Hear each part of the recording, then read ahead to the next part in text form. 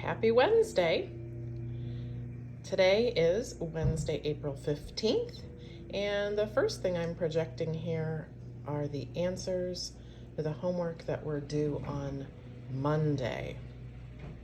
So in case you needed to see them in print, or in case you needed to see that process one more time, grab your paper, and here they are. I wanted to take this opportunity to mention, when you're submitting your papers to me, I would greatly appreciate you taking just a moment. If you look how I'm projecting my paper, my camera is right above it, and it takes a complete picture of the whole page, and it's straight on. There's no angle or anything.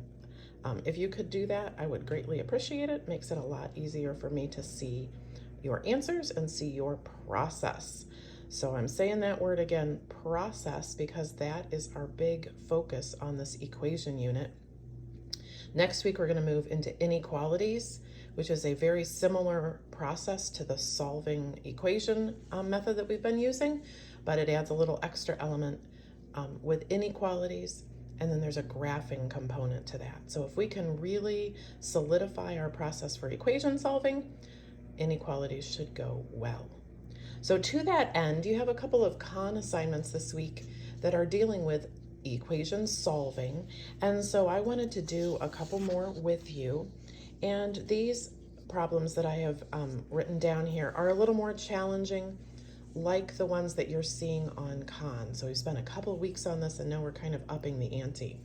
So if you want to grab some paper and work on this with me, that might be helpful. I highly encourage, while you're working on con, to have some paper in front of you. It doesn't have to be beautiful when you're working on con. Oftentimes when I'm doing math, it doesn't look like this. I'm just, scribbling in the middle of a page for whatever I need. So I'm going to pause for just a moment in case you need to grab last week's homework that you wanted to check. I'll project that again towards the end, just in case, or a sheet of paper if you want to work on these with me. So emphasis is on process, and that's going to be the case with your homework assignment that I project here towards the end and then post in Google Classroom. Process is what we are focusing on. So here we go. We have C plus 23 and 27/100 equals 94 3/10. So the process of equation solving is to undo what has been done to C. So we have added 23 and 27/100. So now to solve the equation, we undo that, or take its inverse. And that means we're going to subtract 23 and 27/100. Why did we do that? So C was alone over here. Variables like to be alone. That's always our goal, is to isolate them. And over here, remember, we need to annex the 0 and then borrow. So 10 minus 7, 2 minus 2. Decimal point with adding and subtracting decimals comes straight down. We're continuing to subtract 4 minus 3, 9 minus 2. So C is 71 3/100. Now realize you could also, if you're not sure, or if your answer doesn't seem like it makes sense, you can take C and put this value in for it and add. And what's our hope? Well, our hope is that we get this.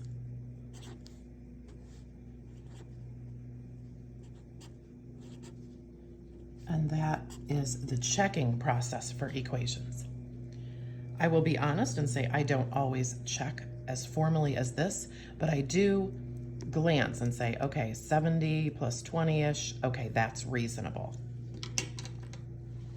All right, here we have M minus 3 2/3, so we have to undo that. Well, the undoing, or the inverse, is adding 3 2/3. So you find the variable, you see what's being added, subtracted, multiplied, or divided by the variable, and you undo that number.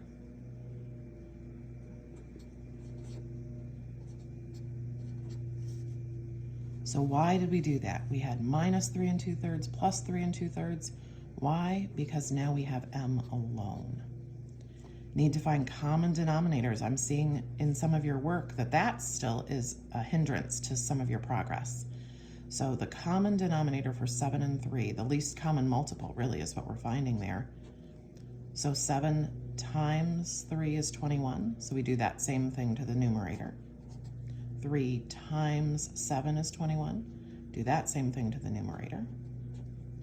4 plus 3 is 7, 12 plus 14 is 26. Ooh, when I have a numerator that's larger than the denominator, I realize there's one more whole in there, so it should be 8 and 5/21. And so again, a quick check for me would be, all right, I've got 8 and some change minus 3 and some change, and I get 4 and some change. So some of you kids were saying you were adding, but really you ended up subtracting, or vice versa. If you just do a really quick check there, you'll be able to catch those little commonly made mistakes. 3.5y equals 26.25. So this action is multiplication whenever we have a number right next to a variable that's being multiplied. So we undo that. So we divide both sides by 3.5. Now these are slightly more challenging because you're encountering con questions that are also slightly more challenging. So I wanted to give you the opportunity to see the process with more difficult numbers. We did a few of these last week, but the bulk were with whole numbers. Okay, we were doing this in, excuse me, March, maybe February, I can't quite remember right now, but remember we can't divide with a decimal in the divisor, so we essentially multiply by 10 there, and then we have to do the same thing in the dividend. Excuse me, I got a frog. So essentially we're multiplying, or excuse me, we're dividing 262.5 divided by 35. We change that into a whole number divisor. All right, so how many times does 35, well, it doesn't go into 2, it doesn't go into 26, it does go into 262. So I'm gonna guess it's gonna go in about 7 times. So I'm thinking 30 or 40 into a convenient number here. So I might think 40 into 280, or I might think 30 into 210. Those are compatible numbers. We talked about that a little bit. So I'm guessing. I think it's going to be 6 or 7. So I'm giving it a whirl with 7. 21, 24.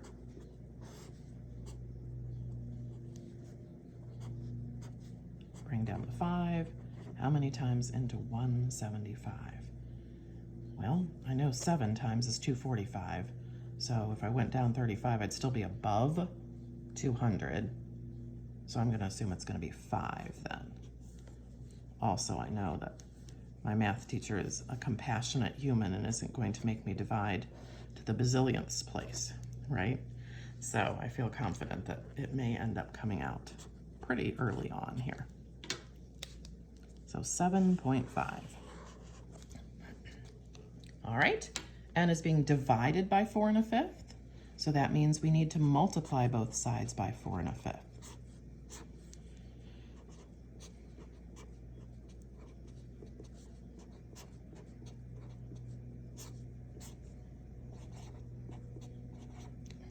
All right, why did we do that? We can almost see that pre-simplifying type of idea.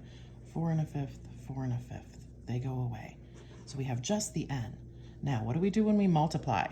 First step in multiplying.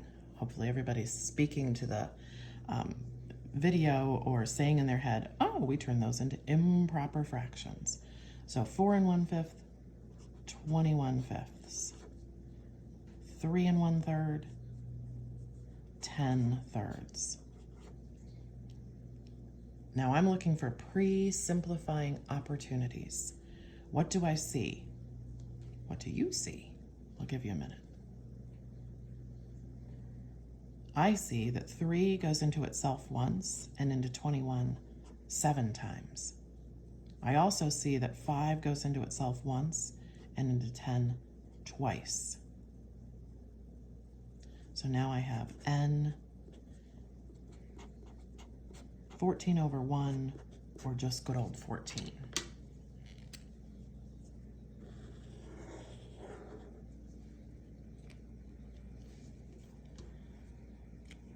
So hopefully you did those with me, or you at least followed along closely. You thought about, do your answers make sense? So if I was just doing a quick estimate here, 4 times 3 is 12. I know I have some extras because 1/3 times 4, 1/5 times 3, all that. So 14 seems reasonable. So make sure you're doing just some really quick checks for reasonability with your answers. You can go through this whole process, but if that seems a little labor intensive, at least use some common sense checking. So this is today's work, upping the ante just a little bit with the type of numbers that we have, but remember we're emphasizing the process. So these are problems much like you'll see on Khan. Your homework, which I'll post in Google Classroom, I'm just showing it right now. This backs down from difficulty just a little bit, but you're getting scored on the process and correct answers, but half will be the process, half will be the correct answers. So make sure you're writing nice, neat, and tidy. If this is too small for you, some of you have been, grabbing a sheet of notebook paper and writing them out. That's totally fine with me as well, but make sure I'm seeing those processes. Now, there's 5 examples on here, again, if you haven't had enough examples.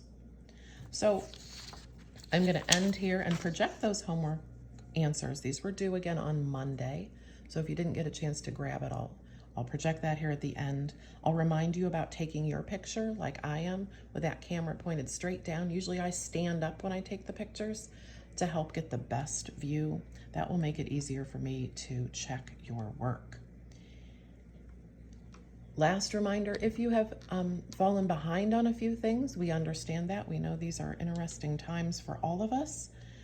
If you could graciously send us an email and say, hey, I turned in the addition and subtraction equation work from last week.